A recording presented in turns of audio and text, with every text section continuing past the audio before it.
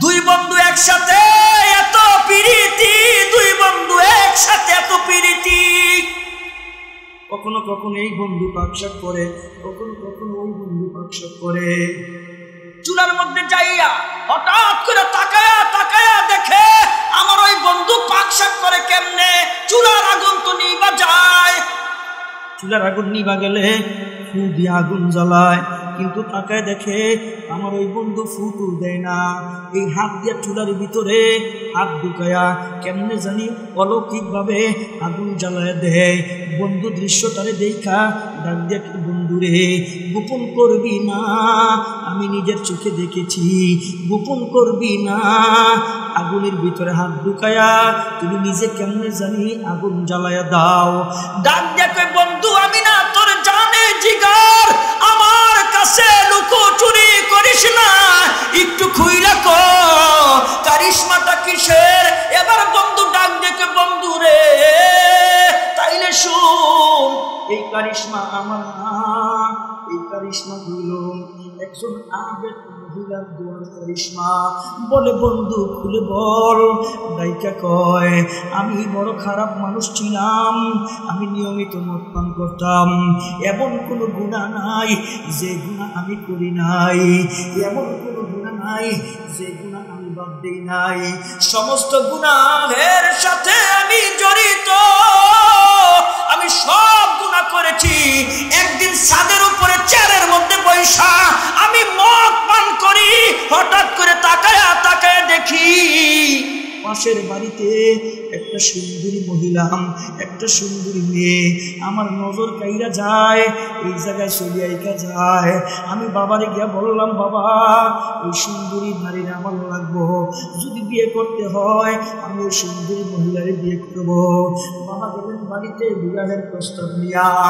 মেয়েটা শুধু দিনদার ছিল না, মেয়েটার ফ্যামিলিও দিনদার ছিল।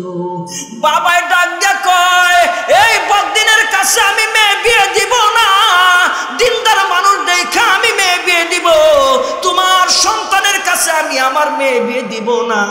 তোমার সন্তান মদ পান করে, তোমার সন্তান খারাপ মানুষ, গোটা এলাকার মানুষ জানে, তোমার সন্তানের কাছে আমি আমার মেয়ে বিয়ে দিব না।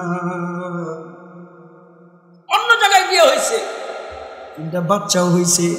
ঘটনা করে দুর্ভিক্ষ লাগছে, দুর্ভিক্ষ, ওরা এখনো ধনী মানুষ হয়ে গেছে। বাবায় ডাক দিয়ে কয়, ত্রাণ বিলাইতে যাও অমুক জায়গায়। বাবার আদেশ পাইয়া ত্রাণ নিয়ে অমুক জায়গায় গেছেন। লাইন ধইরা মানুষ ত্রাণ নিতেছে। হঠাৎ করে ওই যুবকটা তাকায় তাকায় দেখে বোরকা পরিহিত মানুষ, বোরকা পরিহিত, চক্ষুগুলি দেখা যায় কেমন জানি চিনা চিনা লাগে। ত্রাণ নেওয়ার জন্য সিরিয়ালের মধ্যে দাঁড়ায় গেছে। এমন সময় ইশারা দিছে, আসো এদিকে, তোমারে চিনা চিনা লাগে, তোমার কণ্ঠটা পরিচিত পরিচিত লাগে। ডাক দেখো, আমারে তো চিনবা, আমারে চিনবা। বলে কেমনে? এই তোমার বাবার বাড়ির পাশে আমার বাবার বাড়ি, তুমি আমারে পছন্দ করছো, বিবাহের প্রস্তাব দিছো, আমি বিবাহেতে রাজি হই নাই, তোমার বাবা বিবাহের প্রস্তাব নিয়ে আসছে, আমার বাবা বিবাহের প্রস্তাব প্রত্যাখ্যান করেছে। ডাক দেখে তুমি সেই মহিলা? বলে আমার তিনটা সন্তান দুর্ভিক্ষের ভিতরে, আমি বাবার বাড়িতে যাই নাই, আমার তিনটা সন্তান নিয়া এখনো আমি আমার স্বামীর বাড়িতে আছি। এবারে ডাক দিয়া কয়, বিরাট বড় সুযোগ, বিরাট বড় সুযোগ, আমি সবাইরে ত্রাণ দিব, সবাইরে সহযোগিতা করব, তোমারে আমি সহযোগিতা করব না। আমার পিছনের জ্বালা আবার উল্টা গেছে। এবার কুপ্রস্তাব দেয়, যদি আমার সাথে কুকর্মে লিপ্ত হও তাহলে আমি তোমাকে ত্রাণ দিব, তাহলে আমি তোমাকে টাকা পয়সা বাড়াইয়া দিব। এবার চেহারার দিকে তাকায়া ডাক দিয়া কয়, জালেম, এই জালেম, আমার আল্লাহ কইল রাজ্জাক, আমার আল্লাহ কইল রিজিকের মালিক, একটু জবান খুলে কোন না রিজিকের মালিক কে? নতুন জালেমের কাছে আমার ইজ্জত বিক্রি কইরা রিজিক গ্রহণ করতে হবে না? না, আমার মালিক দেখে, আমার মালিক সব শুনে। একটু জবান খুলে জোরে বলেন সুবহানাল্লাহ।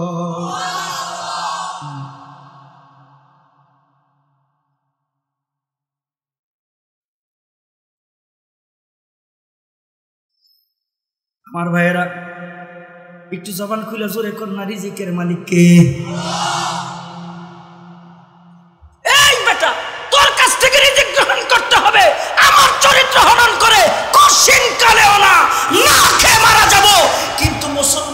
কাছে আদর্শ বিলীন করতে পারে? তাই না? কি কয় হোক, 3টা সন্তানদের লইয়া রওনা দিছে, 3টা সন্তানদের নিয়া রওনা দিছে। তাকায় তাকায় দেখে বড় ছেলেটা কথা বলতে পারে। বড় ছেলেটা ডাক দিয়ে কয়, মা, ক্ষুধার যন্ত্রণা আর সহ্য হয় না। মাগো, ওই সওদাগরের সঙ্গে তোমার কি হয়েছে গো মা? আমি জানি না। ওই সওদাগরের সঙ্গে ঝামেলাটা মিটায় নাও, প্রাণ লইয়া খাবার দাও, পেটের ক্ষুধার সহ্য হয় না।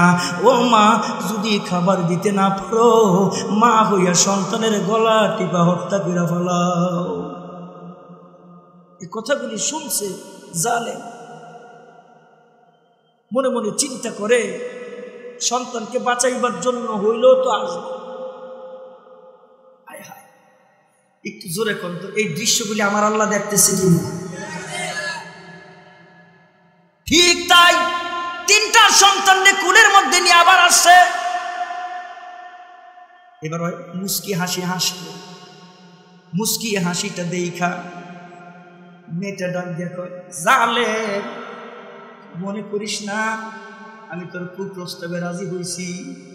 তোর এই মুস্কি হাসির জবাব দেওয়ার জন্য আমি আমার 3টা সন্তানদের লইয়া তোর সামনে হাজির হয়ে গেছি। বলে কি? ডাক দিয়া কয়, আমার মালিক, আমার মালিক তোর মতন জালেমের কাছে ইজ্জত বিক্রি কইরা আমার রিজিক সন্তানের জন্য আমারে পাঠায় নাই। এ সন্তানরা চল চল, আমরা বাড়িতে যাওয়ার আগে আমার রাজ্জাক, আমার মালিক, আমার আল্লাহ আমার ঘরের মধ্যে খাবার নিঃসন্দেহে পৌঁছায় দিছে। একটু জবান খুলে জোরে কন্যা সুবহানাল্লাহ। টনক মরে গেছে, মনে মনে চিন্তা করে, এমন সতী নারী রে নিঃসন্দেহে আল্লাহ খাওয়াইব, নিঃসন্দেহে আল্লাহ রিজিকের ব্যবস্থা করবে। বন্ধুগণ আমার, হেদায়েত নসিবে হয়ে গেছে। বন্ধুরে ডাক দেখে, বন্ধু, আমি মনে মনে চিন্তা করলাম, এই মেয়ে যদি বাড়িতে যাইয়া রিজিকের সন্ধান পাইয়া যায়, আমার ঘরের ভিতরে আগুন লাইগা যাবে, আমার জীবনে কালি লাইগা যাবে, আমার জীবন ধ্বংস হয়ে যাবে। আমি মনে মনে চিন্তা করলাম, না, এই মহিলা বাড়িতে পৌঁছার আগে আটার বস্তা, গমের বস্তা, টাকা পয়সা যা কিছু আছে সবগুলি আর এই মহিলা বাড়িতে পৌঁছার আগে আমার পৌঁছায় দিতে হবে। বন্ধুগণ আমার, মহিলাটা বাড়িতে পৌঁছার আগে যে কোনোভাবে হোক খাবারগুলি বাড়িতে পৌঁছায় দিছে। বাড়ির সামনে যাইয়া দেখে আটার বস্তা, গমের বস্তা, খাবারের অভাব নাই। ডাইকা কয়, সন্তানরা তাকায়া দেখ, এক জালেম আমারে কুপ্রস্তাব দিছে, ওর থেকে ফিরে আসছি, আমার আল্লাহ আমার রিজিকের ব্যবস্থা কইরা দিছে। তবে হাত তুলা দোয়া করি, আল্লাহ, যে জালেমের চেহারা আমি দেখলাম, এখন যেই সিদ্দিক আমার ঘরের ভিতর খাবার পৌঁছাই দিছে, এর চেহারা তো দেখি নাই। কোন বান্দা জানে খাবার পৌঁছাই দিছে, ওরে তো আমি দেখি নাই, ওরে তো আমি চিনি না। আল্লাহ, ওরে যদি দেখতে পারতাম, আর যদি নাইবা দেখি, আল্লাহ তোমার বান্দারে জাহান্নামের আগুনে নিও না। এমনকি দুনিয়ার আগুন যদিও শরীরের মধ্যে লাগে, ইব্রাহিম পয়গম্বরের মতন আগুন লাগাইও, জ্বালাইও না। ওই সতী নারীর দোয়ার কারণে মহান আল্লাহ, আমি দুনিয়ার ভিতরে আগুন ধরলেও আগুন আমারে জ্বালায় না।